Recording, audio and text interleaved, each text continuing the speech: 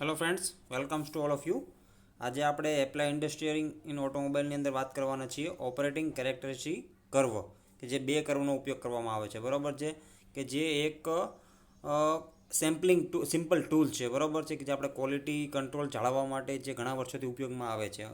Industry છે, company છે, જેની અંદર આપણે વાત કરીએ કે ટાઈપ્સ ઓફ સેમ્પલિંગ પ્લાન કઈ રીતના આવે છે. બરાબર છે, પછી એક્સેપ્ટન્સ સેમ્પલિંગ શું ઉપયોગ કરવામાં આવે છે, એનો ગ્રાફ કઈ રીતે જે ડેટા હોય છે એનાલિસિસ કરીને પછી કઈ રીતે ગ્રાફ ઉપર અને પ્લોટ કરવામાં આવે છે, કે કેટલો લોટ રિજેક્ટ થાય છે, કેટલો એક્સેપ્ટ થાય છે, બધી વાત કરી હતી. બરાબર છે, તો એની અંદર એક બીજો કર્વ છે, આજે આપણે વાત કરવાના છીએ ઓપરેટિંગ કેરેક્ટરિસ્ટિક્સ કર્વ, કે જેને શોર્ટ ફોર્મની અંદર ઓસી કર્વ તરીકે ઓળખવામાં આવે છે.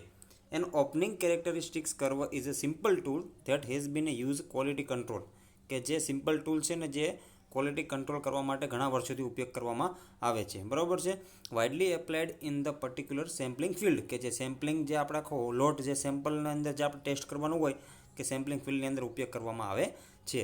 The OC curve provides the probability that a lot of material will be deemed to meet a specification a specified level given the true assay of the lot, કે આખો જે લોટ હોય છે, બરાબર છે, જે સ્પેસિફિકેશન હોય છે એને આપણે જનરલી આપણે જાળવી શકીએ છીએ. ઓસી કરવા ઉપર જ્યારે પ્લોટ કરીએ આખું આપણે લોટ ઓફ મટીરિયલને, કે એની પ્રોબેબિલિટી કેટલી છે, બરાબર છે, રિજેક્ટ થવાની કે એક્સેપ્ટ થવાની, એ બધું આની ઉપરથી આપણે જાળવી શકીએ છીએ.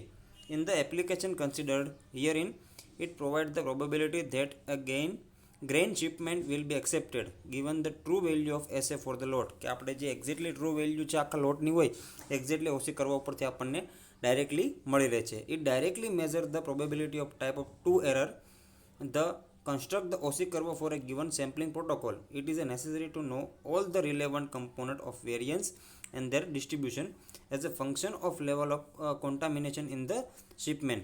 કે આ ઓસી કર્વ એક સેમ્પલિંગ પ્રોટોકોલ છે. બરાબર છે, કે જેની જરૂરિયાત કેવી છે કે જે રિલેવન્ટ એના કમ્પોનન્ટ હોય કે એના જે ડિસ્ટ્રીબ્યુશન કરવાના હોય, બરાબર છે, એના ફંક્શન લેવલ પ્રમાણે.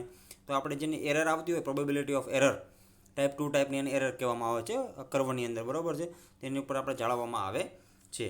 The OC curve is a use in a sampling inspection. શું છે આવડવા ઓસી કર્વ છે, ક્યાં ઉપયોગ કરવામાં આવે છે, તો કે ભાઈ સેમ્પલિંગ ઇન્સ્પેક્શનમાં ઉપયોગ કરવામાં આવે છે.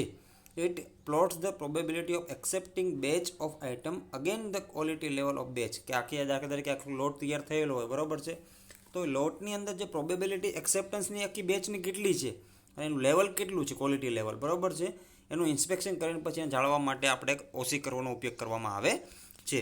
હવે આપણે તમે જો એક ફિગર તમને બતાવેલી છે, બરાબર, કે જનરલી એક એક્ઝામ્પલ તરીકે તમને બતાવેલું છે. તો figure show OC curve for a sample of 50 item taken from a batch of 2000 and using a critical acceptance number C. દાખલા તરીકે એક 2000નો આખો એક લોટ છે મટીરિયલનો, બરાબર છે, એની ઉપરથી આપણે એક સેમ્પલની અંદર 50 આપણે એક ક્વોન્ટિટી એની પસંદ કરવાની છે. બરાબર છે, કે એક્સેપ્ટન્સ લેવલ એનું કેટલું છે, એની ઉપરથી આપણે પ્રોડ્યુસરનું રિસ્ક કેટલું છે અને કન્ઝ્યુમરનું રિસ્ક કેટલું છે આપણે ગ્રાફ ઉપરથી બતાવવામાં આવે છે. તમને જુઓ કે આપણે એક્સેપ્ટન્સ નંબર એનો આપણે 2 જાળવીએ, બરાબર છે, આ લખેલું છે અહીં આપણે n is equal to total quality છે, પછી આપણે small n is equal to 50 આપેલા છે, અને સી ઇઝ ઇક્વલ ટુ એનું નંબર આપેલું છે એક્સેપ્ટન્સ નંબર, કે એટલે આપણે કેટલું એનું એક્સેપ્ટ કરી શકીએ છીએ. બરાબર, ગ્રાફ ઉપરથી આપણે ખ્યાલ આવે કે આપણે એક્સેપ્ટન્સ ક્વોલિટી એની કેટલી છે. The batch will be accepted in there are 2 or less defective in the sample, કે આપણે આખું જે લોટ હોય છે એની અંદર આપણે સેમ્પલની અંદર ડિફેક્ટિવ પીસ કેટલા નીકળે છે આપણે ગ્રાફ ઉપરથી આપણે ખબર પડી શકે છે. હવે તમે જુઓ કે from the probability curve you can see that there is about 23%, કે આજે આપણે એક્યુએલ આપેલું છે અને એલક્યુએલ આપેલું છે, બરાબર, કે જે રિજેક્ટેડ ક્વોલિટી છે, અને એક છે આપણે એક્સેપ્ટન્સ ક્વોલિટી લેવલ, બરાબર છે. 2% આપણી એક્સેપ્ટન્સ ક્વોલિટી લેવલ છે અને 8% આપણી રિજેક્ટેડ પર્સન્ટ છે. કે તો આપણે એની ગ્રાફ ડ્રો કરીએ, બરાબર, 100% ઉપરથી આ સાઈડમાં આપણને આપેલું છે પ્રોબેબિલિટી ઓફ એક્સેપ્ટન્સ, કે જેને શોર્ટ ફોર્મની અંદર પીએ કહેવામાં આવે છે, અને અહીંયા આપેલું છે proportion non conforming percentage defective item, કે આપણી ડિફેક્ટિવ આઇટમ કે 2000 ક્વોન્ટિટી હોય એની અંદર આપણે 50 ક્વોન્ટિટી સિલેક્ટ કરી છે સેમ્પલ માટે, બરાબર છે, તો એની ઉપરથી આપણે 2% એક્સેપ્ટન્સ લેવલ છે અને 8% આપણી ક્વોલિટી છે ડિફેક્ટિવ પર્સન્ટ છે, બરાબર છે, આઇટમ છે.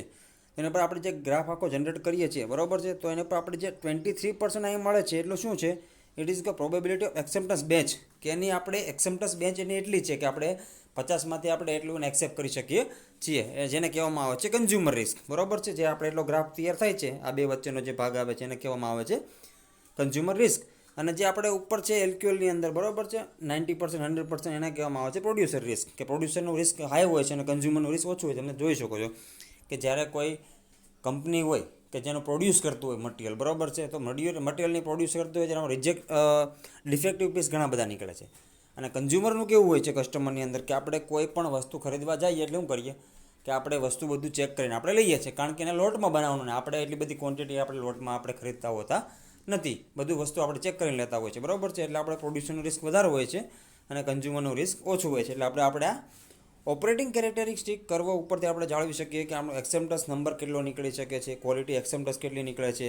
અને જે આપણે બતાવેલું છે ને કન્ટેન 8% ઓફ ડિફેક્ટિવ આઇટમ, મેં તમને કીધું એલક્યુએલ આપણને બતાવેલું છે ડિફેક્ટિવ આઇટમની અંદર, કે આપણે 8% છે. આ 2000માંથી આપણે 50 આઇટમ સિલેક્ટ કરી, પણ 50માંથી પણ 8% આઇટમ કેવી છે કે જે ડિફેક્ટિવ પાર્ટ નીકળેલા છે, બરાબર છે. એની ઉપરથી આપણે ઓપરેટિંગ કેરેક્ટરિસ્ટિક કરવા ઉપરથી આપણે એની પ્રોબેબિલિટી જાળવી શકીએ છીએ અને આપણે ક્વોલિટી કંટ્રોલ પણ આપણે જાળવી શકીએ છીએ. This is called OC curve. When designing a sampling plan it is usually decide on 2 points, the AQL and LQL and associate producer risk and consumer risk. મેં તમને કીધું એક્યુએલ અને એલક્યુએલ ઉપરથી આપણે પ્રોડ્યુસર અને 2 પોઈન્ટ ઉપરથી આપણે કન્ઝ્યુમર રિસ્ક આપણે ફાઇન્ડ આઉટ કરી શકીએ છીએ. The necessary sample size and acceptance number for the curve to pass through this point is then calculated and hence the shape of the curve, કે આપણે એને આખું જે પર્સન્ટેજ આઇટમ નીકળે છે ડિફેક્ટિવ અને એક્સેપ્ટન્સની, બરાબર, એની પર આપણે જે કર્વ પ્લોટ કરીએ આખો ગ્રાફ ઉપરથી, તેની ઉપરથી આપણે કેલ્ક્યુલેટ કરી શકીએ છીએ. OC curve are mainly associated with the sampling inspection, but they are also used to find the average run length in the control chart. Generally OC curve છે એ મેઇનલી સેમ્પલિંગ ઇન્સ્પેક્શનનો ચાર્ટ છે, બરાબર. Sampling inspection કરી શકીએ આપણે, but એને આપણે એવરેજ રન લેન્થની કંટ્રોલ ચાર્ટની અંદર જે આપણે જે છે ને એવરેજ લેન્થ એની આપણે ફાઇન્ડ આઉટ કરી શકીએ છીએ. ખ્યાલ આવી ગયો તમને friends? This is cold operating characteristics curve. હવે આપણે આજે વાત કરવાના છીએ બીજી જે કર્વ છે એઓક્યુ કર્વ, કે જેને શોર્ટ આપણે ફૂલ ફોર્મ છે એવરેજ આઉટગોઈંગ કર્વ, બરાબર છે. આ પણ એક એવું છે, જો અહીં આપણે ગ્રાફની અંદર જોઈ શકો છો કે અહીંયા એવરેજ આઉટગોઈંગ ક્વોલિટી આપેલી છે અને અહીંયા આપેલું છે એવરેજ ઇનકમિંગ ક્વોલિટી, બરાબર છે, કે આપણે ઇનકમિંગની અંદર મટીરિયલ કેટલું નાખીએ છીએ અને આપણે આઉટગોઈંગની અંદર એવરેજની અંદર કેટલું આપણે પર્સન્ટેજમાં આપણને મળે છે. AOQ curve is the curve for the average outgoing quality of product, કે આપણી જ્યારે કોઈ કંપનીની અંદર આપણે આખો લોટ તૈયાર થતો હોય, બરાબર છે, ઇનકમિંગની અંદર આપણે નાખીએ મટીરિયલ અને આઉટગોઈંગમાં કેટલું મટીરિયલ એવરેજમાં મળે છે અને ક્વોલિટી કેટલી જળવાય છે, બરાબર છે. તો એને આપણે ક્વોલિટી ઓફ પ્રોડક્ટ કેટલી છે આઉટગોઈંગની અંદર. When any lot is rejected, entire lot is inspected and all defective item are is placed. હવે આપણે કોઈ પણ વસ્તુને આપણે બનાવીએ, આપણે તો રો મટીરિયલનું આપણે અંદર નાખીએ, પછી આ પ્રોસેસ થાય છે અને આઉટગોઈંગમાં આપણને ઘણું બધું પ્રોડ્યુસરમાં આપણે કમ્પ્લીટ પ્રોડક્ટ આપણે બહાર નીકળે છે, બરાબર. તો કમ્પ્લીટ પ્રોડક્ટ બહાર નીકળે પછી પણ એનું ઇન્સ્પેક્શન કરવામાં આવે છે કે એમાં કેટલા ટાઈપની ડિફેક્ટિવ પર્સન્ટેજ છે, શું ક્વોલિટી કંટ્રોલ જળવાયેલો છે કે નહીં, એ બધું ચેક કરવામાં આવે છે, બરાબર છે. હવે જ્યારે લોટ રિજેક્ટ થાય, બરાબર છે, લોટ રિજેક્ટ થાય એટલે અમુક પાર્ટ્સને અથવા અમુક જે ક્વોલિટી કંટ્રોલ છે ને જાળવવા માટે આપણે ચેક કરવું પડે, બરાબર છે. તો આખો એન્ટાયર લોટ અને પાછું એને ઇન્સ્પેક્શન કરવામાં આવે છે અને ડિફેક્ટિવ આઇટમ જેટલી પણ નીકળે એને શું કરવામાં આવે છે, ડિફેક્ટિવ આઇટમ આર રિપ્લેસ કરવામાં આવે છે. This improve the average outgoing quality for the lot compare to input lot, કે જેના આ એક એટલા માટે એવરેજ આઉટગોઈંગ ક્વોલિટી કંટ્રોલ જે કર્વ છે, બરાબર છે, આઉટગોઈંગ ક્વોલિટી કર્વ, કે જેનાથી આપણે લોટને ઇન્સ્પેક્ટ કરીએ અને જેટલા પણ આપણે ડિફેક્ટિવ પાર્ટ્સ અથવા તો ડિફેક્ટિવ આઇટમ નીકળે એને આપણે રિપ્લેસ કરીએ તો આપણે એવરેજ આઉટગોઈંગ ક્વોલિટીથી જળવાઈ રહે. એનાથી આપણે ઇનપુટમાં જે નાખીએ છીએ એમાં આઉટગોઈંગમાં આપણે આઉટપુટમાં પણ એટલું જળવાઈ રહે છે. So AOQ is always better than the average incoming quality of a lot, કે આપણે આઉટગોઈંગ ક્વોલિટી કર્વ આપણે જાળવીએ, બરાબર છે, એના ઉપરથી આપણે ઇનપુટની અંદર આપણે એવરેજ ઇનકમિંગ આઉટગોઈંગ જે કર્વ છે આપણે જાળવી શકીએ છીએ. AOQ curve is a draw for the showing relation between the incoming quality and outgoing quality. મેં તમને ફિગરમાં બતાવ્યું કે આપણે ગ્રાફની ઉપર તમને ખ્યાલ આવી જાય કે આપણે કેટલી ઇનકમિંગ ક્વોલિટી કેટલી છે એવરેજ, અને આપણે આઉટગોઈંગની અંદર લોટની અંદર કેટલી આપણે ડિફેક્ટિવ પાર્ટ્સ નીકળે છે અને રિપ્લેસ કેટલા આપણે કરીએ છીએ, ગ્રાફ ઉપરથી આપણને ખ્યાલ આવે છે. એનું જનરલી એક ઇક્વેશન છે, એના ઉપરથી આપણે ફાઇન્ડ આઉટ કરી શકીએ છીએ એવરેજ આઉટગોઈંગ ક્વોલિટી કર્વ. તો એવું is equal to PD PA into n minus small n upon n, બરાબર છે. એની અંદર આપણે એન તરીકે આપણે મૂકીએ તો કે ભાઈ લોટની સાઇઝ કેટલી છે. કેપિટલ એનમાં વાત કરીએ તો આપણે ટોટલ લોટ કેટલો છે, 2000નો છે, 5000નો છે, બરાબર છે. પછી PD is equal to percentage defective, કે આપણે આઉટગોઈંગની અંદર આપણે જે ઇન્સ્પેક્શન કર્યું, બરાબર છે, એની અંદર આપણે કેટલા પર્સન્ટેજ ડિફેક્ટિવ પાર્ટ નીકળે છે, એની આપણે ઇઝ ઇક્વલ ટુ એને પીડી તરીકે કહેવામાં આવે છે. Small is equal to sample size, કેટલા એનું સેમ્પલ સાઇઝનું કેટલું છે. PA is equal to probability of acceptance the lot, કે એની આપણે એક્સેપ્ટન્સ નંબર કેટલો છે, આપણે એક્સેપ્ટ કેટલું કરી શકીએ છીએ ક્વોલિટીની અંદર, બરાબર. ધીસ ઇઝ કોલ્ડ પીએ. તો આ જ્યારે આપણે પુટ આઉટ કરીએ એટલે આપણે ડેટા આપણને મળવો હોય, બરાબર, એટલે ડેટા આપણે પાસે ઓલરેડી હોય જ છે.